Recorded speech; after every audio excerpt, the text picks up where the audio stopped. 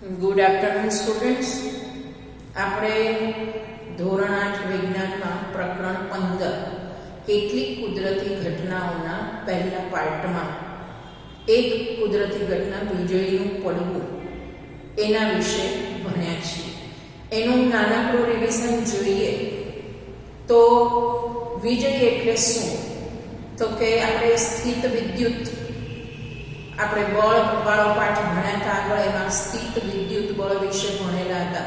બિન સંપર્ક બળ કહેવાય, એમાં આપણે સ્થિત વિદ્યુત બળ વિશે ભણ્યા હતા કે જ્યારે બે કોઈ યોગ્ય પદાર્થોને ઘસીએ આપણે તો આ બે પદાર્થો વીજભારિત થાય છે. જેમાં સમાન વીજભાર હોય તો અપાકર્ષણ જોવા મળે અને અસમાન વીજભાર હોય તો આકર્ષણ જોવા મળશે. એની ચર્ચા કરી. તો વૈજ્ઞાનિકોને મતે, અને ખાસ કરીને ગ્રીક વૈજ્ઞાનિકોને મતે, આ વીજળી એ સ્થિત વિદ્યુત બળ જેવી જ, મતલબ કે બે યોગ્ય પદાર્થોને જ્યારે તમે ઘસો છો ત્યારે તણખો ઉત્પન્ન થાય, વીજભારિત થાય બંને પદાર્થો, એના જેવી જ એક ઘટના છે વીજળીનું પડવું. પણ જ્યારે ગાજવીજ સાથે તોફાનો હોય ત્યારે વીજળી પડવાની ઘટનાઓ બહુ વધારે પ્રમાણમાં બનતી હોય છે. અને ઘણીવાર બહુ ચમકારાઓ વધી જાય તો પૃથ્વી પર વીજળી ખેંચાય આવે, જેને આપણે વીજળી પડવી કહીએ. પણ આજની તારીખ સુધી વૈજ્ઞાનિકો એવું સમજાવી નથી શક્યા કે એક્ઝેક્ટલી કેવી રીતે, કઈ પ્રક્રિયા બનતી હશે કે વીજળી પૃથ્વી ઉપર પડે છે અથવા ખેંચાઈ આવે છે. તે છતાં આપણને વૈજ્ઞાનિકોએ જે આપ્યો ખ્યાલ, એના માટેની વીજળીની વાર્તા, વીજભારના પ્રકારો અને વીજભારો વચ્ચેની આંતરક્રિયા માટેની પ્રવૃત્તિઓ, એના પછી ગાજવીજ સાથે તોફાન હોય તો પૂર્વાનુમાનને આધારે અથવા તો ગાજવીજ તોફાન પતી ગયા પછી ચાલુ હોય ત્યારે આપણે શું પગલાં લેવા જોઈએ. ઘરમાં હોઈએ તો જુદા થાય, ઘરની બહાર હોઈએ તો જુદી રીતે પગલાં લેવાના થાય. આ વિષયની ચર્ચાઓ આપણે કરેલી. એવી જ રીતે બહુમાળી મકાનો છે, ત્યાં આગળ વીજભાર વાહક રાખવામાં આવે, વીજળીના વાહકો રાખવામાં આવે, જેને અર્થિંગ તરીકે આપણે ઓળખીએ. એ શું કાર્ય કરે, શું કામ રાખવા જોઈએ, આ બધી ચર્ચાઓ આપણે કરી. હવે આગળ વધીએ. એવી બીજી એક ઘટના, આપણું ગાજવીજ અને તોફાન ધારો કે ડિસ્કસ કર્યું, 7મામાં પણ આવ્યું, અને વીજળી પડવું 8મામાં, અત્યારે પાર્ટ 1માં ભણે. તો એમાં આપણે આગાહીઓ કરી શકીએ, પૂર્વાનુમાન થઈ શકે કે ક્યારે ગાજવીજ સાથે તોફાન, વાવાઝોડું આવવાની શક્યતાઓ છે. અને ગાજવીજ અને તોફાન હોય તો સ્વાભાવિકપણે પાછળ વીજળી પડવાની ઘટનાઓ બનતી જ હોય.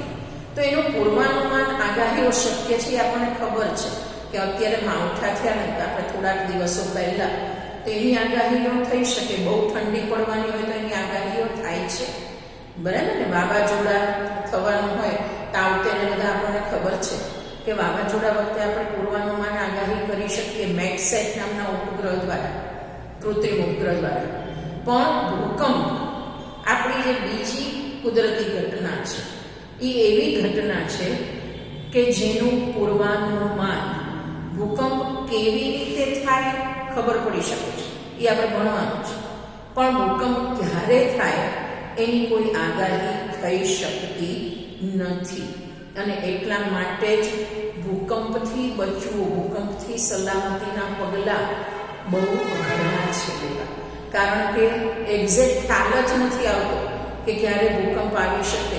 આમ ટેકનિકલી જોઈએ ને તો 24 કલાક 24/7 દુનિયામાં પૃથ્વી ઉપર જુદી જુદી જગ્યાએ ભૂકંપો થયા જ કરે, પણ એની તીવ્રતા ખૂબ ઓછી હોય, જેને લીધે નોંધાતા નથી.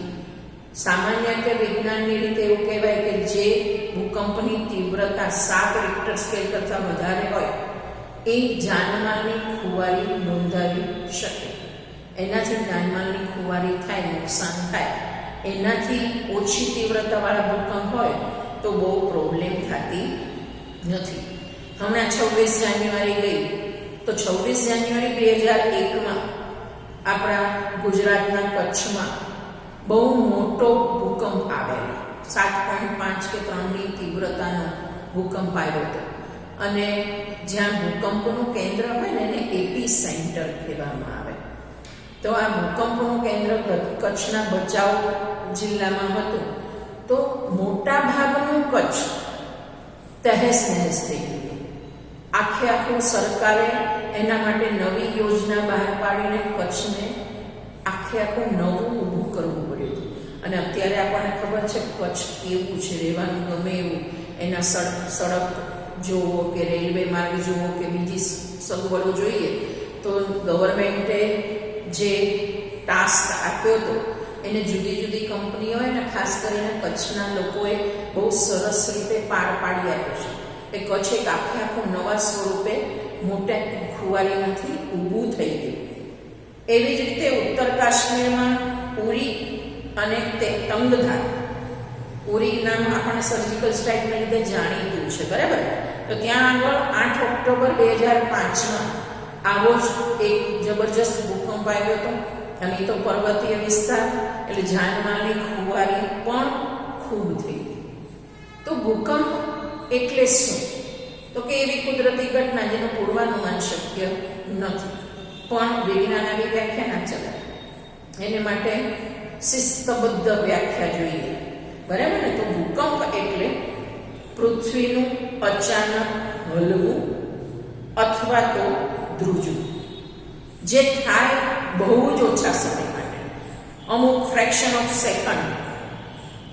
સેકન્ડના 100મા ભાગ માટે પણ થઈ શકે એટલું ઓછી વખત આ પૃથ્વીનું હલવું કે ધ્રુજવુંની ઘટના બને, જેને ભૂકંપ આપણે કહીએ. પણ આ થોડી સેકન્ડો માટે જે ધ્રુજારી થાય છે, જે પૃથ્વી હલે છે, એની તીવ્રતા બહુ જબરજસ્ત હોય, જેને લીધે ખૂબ નુકસાન થતું હોય.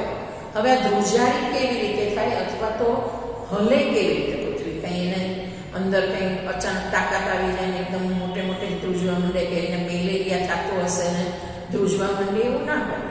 કે એના અંદર બહુ ઠંડી લાગવા માંડે એટલે ધ્રુજે, એવું બધું નથી હોતું, બરાબર ને.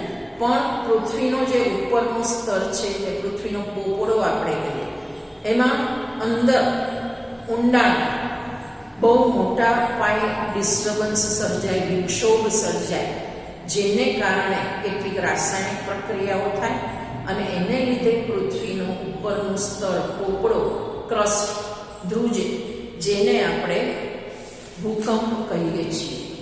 આગળ વાત કરી એ પ્રમાણે 24/7 ભૂકંપો થયા જ કરતા હોય છે, પણ એની તીવ્રતા ખૂબ ઓછી હોય એટલે આપણને ખબર પડતી હોતી નથી. દરિયામાં પણ ભૂકંપ થઈ શકે, બરાબર. જ્વાળામુખી ફાટવાથી અથવા તો કોઈ દેશો વારંવાર પરમાણુ પરીક્ષણ કરતા હોય, ભૂગર્ભ ધડાકાઓ જ્યાં બહુ થતા હોય, ખાણ ઉદ્યોગ બહુ વિકસેલો હોય, બોરિંગ જ્યાં બહુ થતા હોય, આવી બધી જગ્યાએ ભૂકંપ આવવાની શક્યતાઓ બહુ રહેલી હોય. પણ મોટા ભાગે ભૂકંપ પ્લેટોના હલનચલન દ્વારા થતા હોય છે, બરાબર. હવે ભૂકંપ આ બધાને લીધે આવે કે જ્વાળામુખી વિસ્ફોટ હોય કે પરમાણુ ધડાકાઓ હોય, પ્લેટોનું હલનચલન હોય, આ બધું બરાબર. પણ ભૂકંપને લીધે પૂર આવી શકે, લેન્ડસ્લાઇડિંગ અથવા તો ભૂસ્ખલન જેને કહેવામાં આવે થઈ શકે, દરિયામાં સુનામી આવી શકે. આવો જ એક દાખલો આપણો 26 ડિસેમ્બર 2004માં આપણા દક્ષિણ ભારતના દરિયા કિનારે સુનામી આવી હતી, બરાબર ને. જેમાં દરિયા કિનારાના મોટા ભાગના પ્રદેશોને ખૂબ મોટા પાયે નુકસાન થયેલું હતું, બરાબર. એટલે ભૂકંપ એટલે શું આપણે સમજી ગયા કે જ્યારે પૃથ્વીના પેટાળમાં, એના પોપડામાં અંદર ખૂબ ઊંડાણમાં જ્યારે વિક્ષોભ સર્જાય ત્યારે રાસાયણિક પ્રક્રિયાઓને લીધે પૃથ્વીનો પોપડો હલે છે, ધ્રુજે છે, જેને ભૂકંપ કહેવામાં આવે. હવે ધ્રુજતો શું કામ હશે? વિક્ષોભને કારણે. પણ વિક્ષોભ શું કામ ઊભો થાય?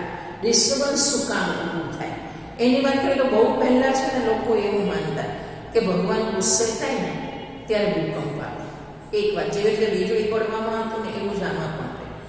પણ બીજી એક માન્યતા એવી હતી કે આપણી પૃથ્વી છે એ બળદના શિંગડા ઉપર સેટ થયેલી છે. હવે જ્યારે બળદ એક શિંગડા ઉપરથી બીજા શિંગડા ઉપર પૃથ્વીને ફેરવે ને ત્યારે ભૂકંપ આવે છે એવું લોકોનું માનવાનું હતું. અને આવી બીજી ઘણી બધી લોકવાયકાઓ ભૂકંપ વિશેની આખી દુનિયામાં પ્રદેશ અનુસાર પ્રચલિત હતી, પણ ખરેખર એવું હોતું નથી. ભૂકંપ શું કામ થાય? તો કે પૃથ્વીનો ઉપરનો પડ, ક્રસ્ટ અથવા પોપડો કહેવાય, એ એક ધારું સળંગ નથી આવવાનું. એ જુદી જુદી પ્લેટનું બનેલું છે. અને આ પ્લેટ જમીનની અંદર જે લાવા રસ ને ગેસ ને બધું હોય ને એને લીધે સતત ગતિશીલ હોય. હવે સ્વાભાવિકપણે કોઈ વસ્તુ સતત ગતિશીલ હોય તો એની વચ્ચે અથડામણ થવાની શક્યતા રહે, એકબીજા સાથે ઘસાવાની શક્યતા રહે.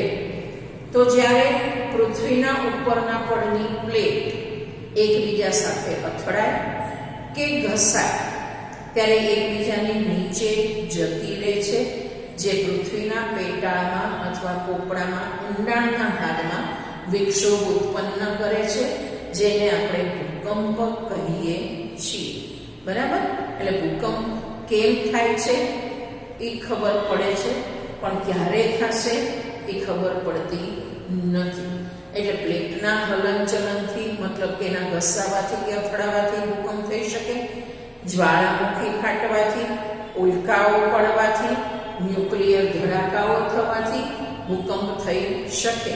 પણ મોટા ભાગના ભૂકંપ આ પ્લેટના હલનચલનને કારણે થતા હોય છે.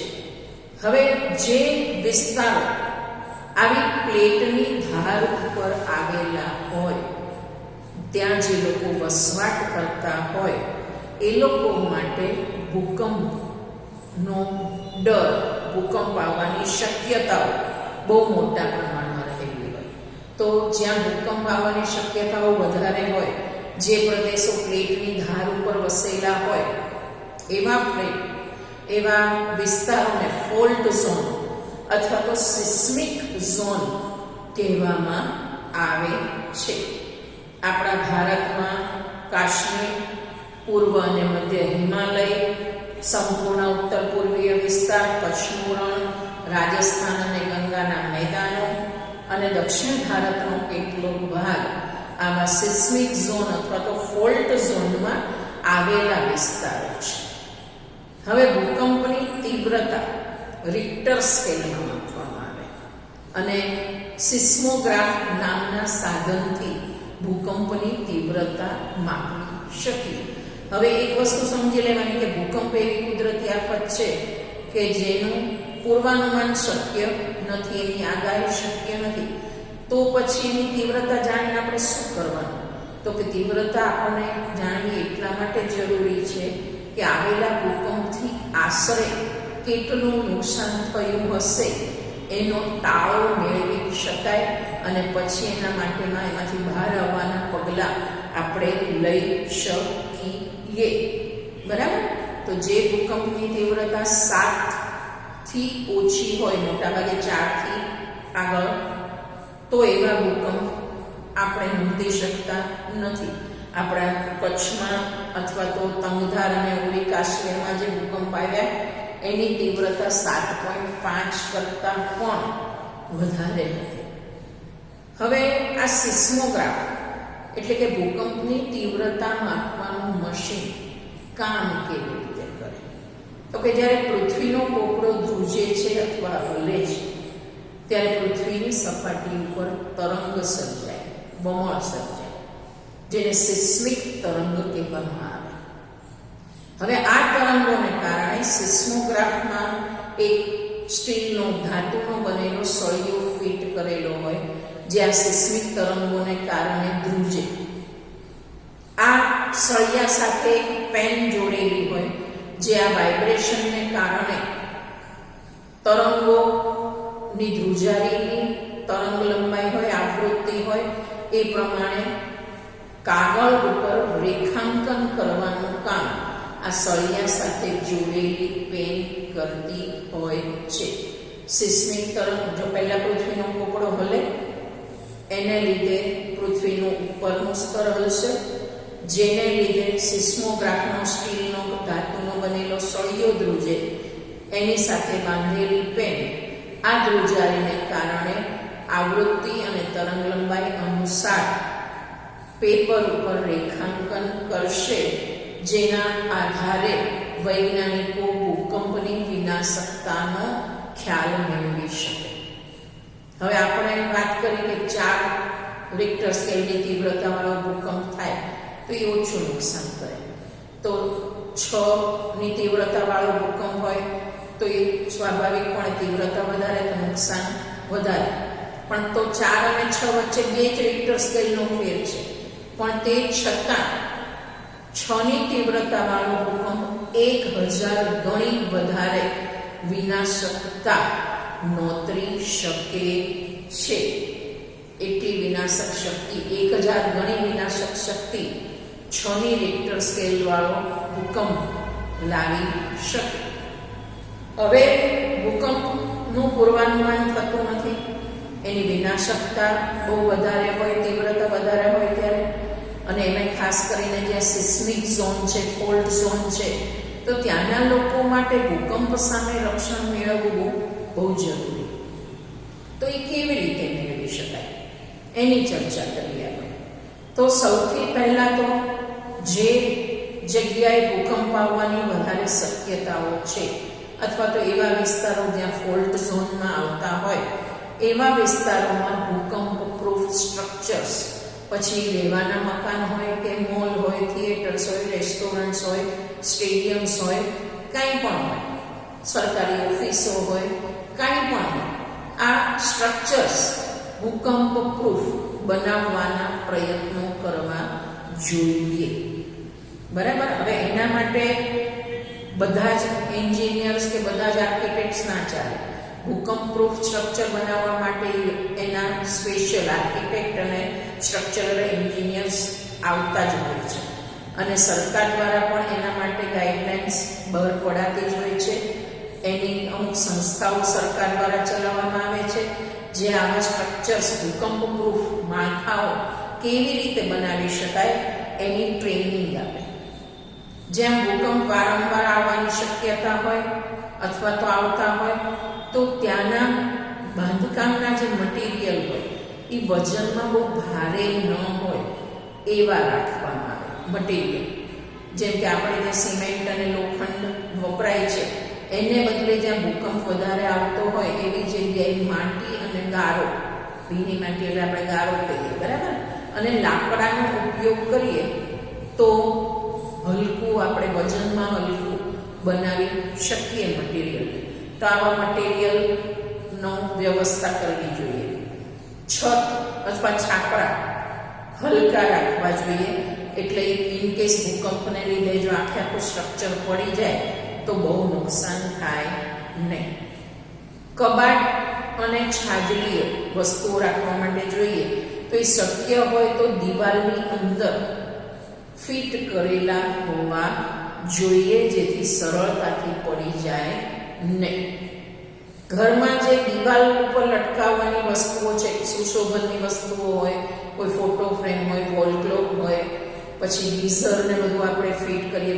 અત્યારે તો હવે બહુ પોર્ટેબલ ગીઝર્સ આવી ગયા, પણ તો આ ગીઝર્સ ને બધું એવી જગ્યાએ રાખવું જોઈએ કે જ્યાં બહુ અવર જવર ન હોય.